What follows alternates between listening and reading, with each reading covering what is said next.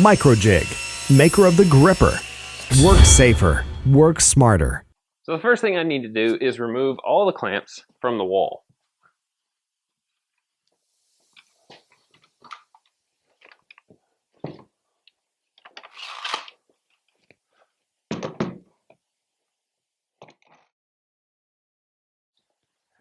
Now the first thing to do is to get this plywood out of the truck. I went with 3/4 inch maple.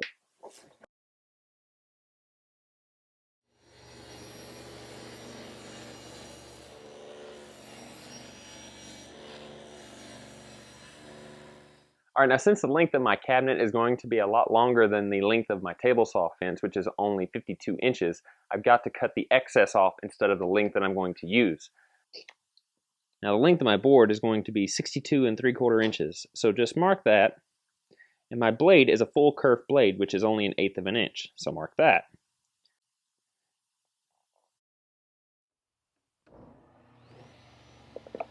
With the help of my crosscut sled, it'll make easy work of all of these.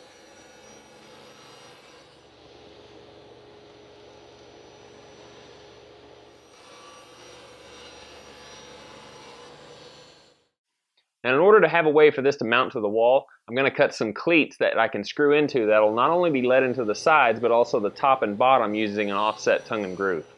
I'm also going to cut some dowels the same width in the center as the top and bottoms. You'll see what those are for later. Alright, with all these pieces cut, I got to change the dado stack. Now I've said this before when making dados, if you have a piece of wood, whatever it is, you only need to go the thickness of about 1/3 of the way. Since mine is 3/4 of an inch thick, I'm only going to go 1/4 inch.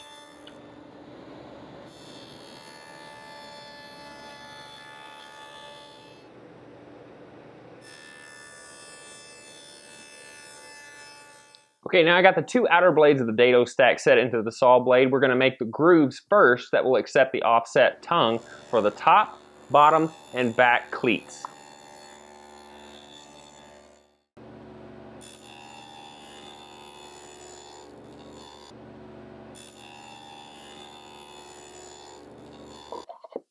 Now all I've done with the table saw now is I've added one more chipper blade in between the 2 outer blades so I can use my sacrificial fence to sneak up on the exact measurement of the tongue.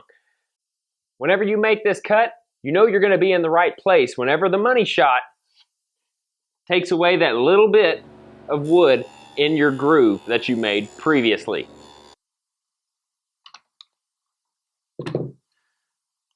So the measurement between each one of these bars is 2 3/8 inches wide. So you measure from outside, or I guess you could say outside to the inside of the next one.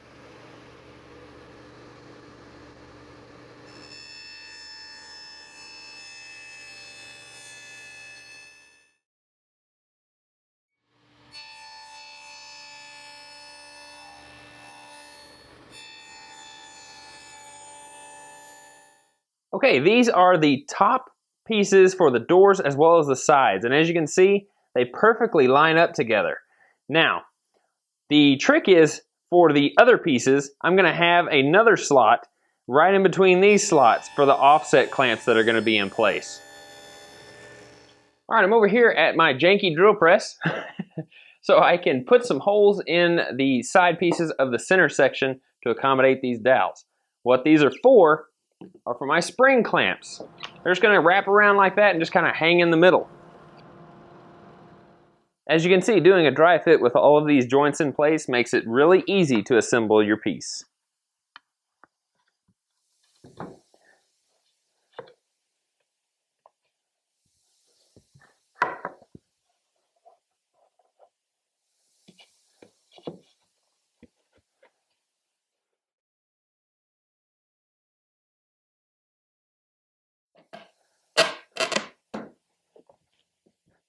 Now, if you're wondering why I left this gap right here, it's mainly because whenever a clamp gets put in to the slot, I didn't want to take a risk on this head touching the door as it comes closed with another set of clamps up against it like this.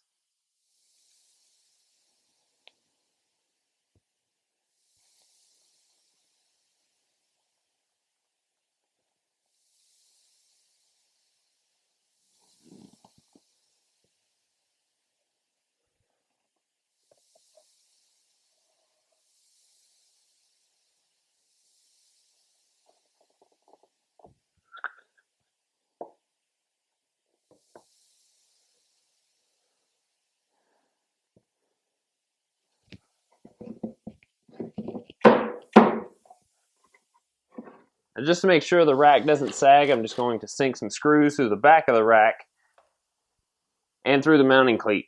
Now what I'm also going to do is put in some screws in these dados to hold the brackets in place on the side as well. Now a quick little tip to make it easy and uniform all the way down the cabinet, use yourself a speed square, put it on the side, and then put the bit in the exact same spot each and every time, and make sure that you're in the middle of the board.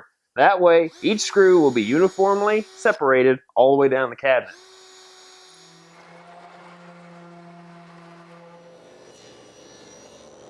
Now all I'm doing here is taking some 1/2-inch plywood and cutting them into 5-inch wide strips to make the drawers.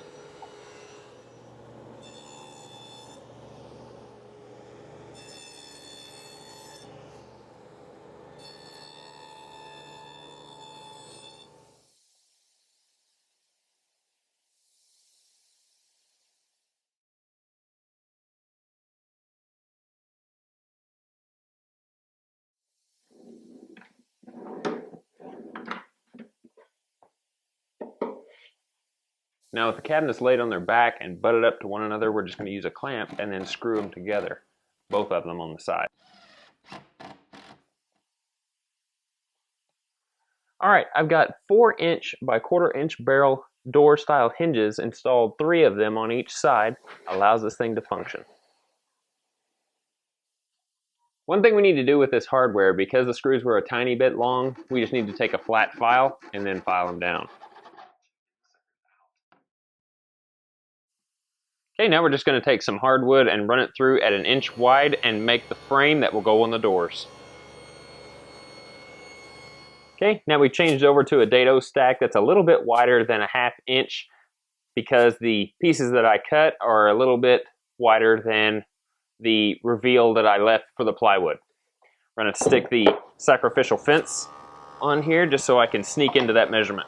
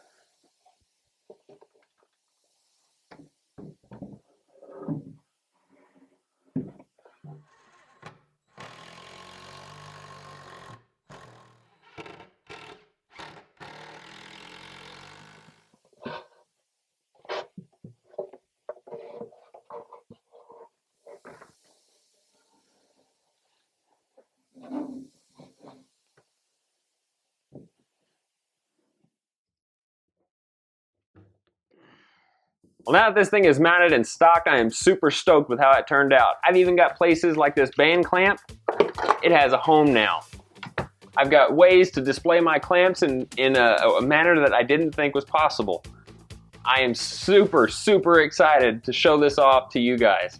And if you want to build one of these for yourself and have room to grow, there will be plans available on my website. So guys, thank you very much for joining me on this build. I hope you can build one of these for yourself. Have a great day. Be safe in your shops. Boom!